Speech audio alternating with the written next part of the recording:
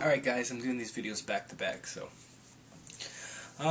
this video is recording and mixing over, a flat track or a multi-track.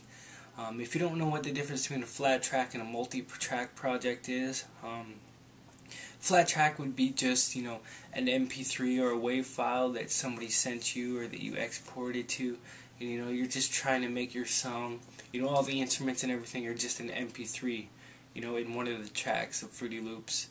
Whereas, multi-track,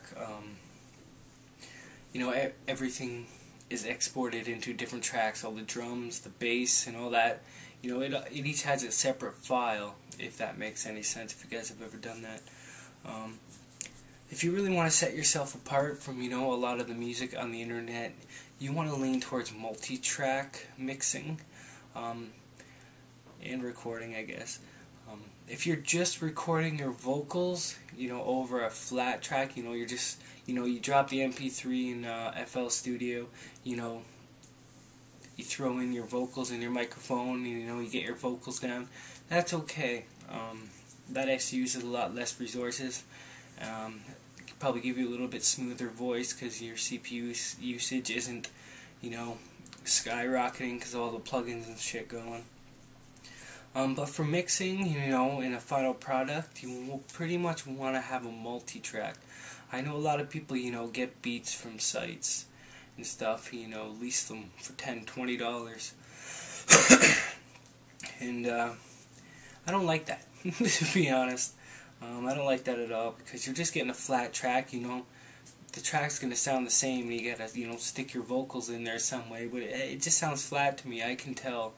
A lot, and in a lot of songs you'll notice when you have multi-track, you can stick your vocals in there and you can bring that snare up and it's just a little bit louder than your vocals. It just sits there all snug in this little spot and it just sounds incredible. And you can't, usually get that kind of effect with a flat beat. So yeah, the benefits of using multi-track would be those. Your song's going to sound better, there's no doubt about it.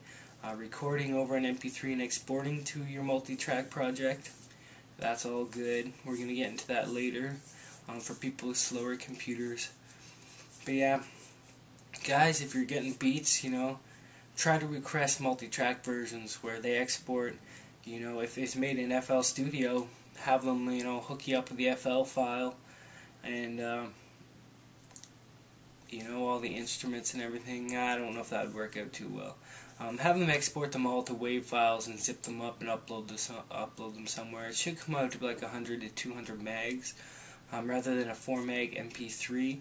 But you know what? If you're recording over a 4 meg MP3 and you're putting your shit on a CD and stuff like that, it's not gonna sound professional and stuff. You're gonna want that multi-track. And if you're on here making tutorials, if you're on here to learn how to make music, in FL Studio, it shouldn't be a problem. You've already got all your stuff there. Your multi-track's already working because you made your beat in FL Studio.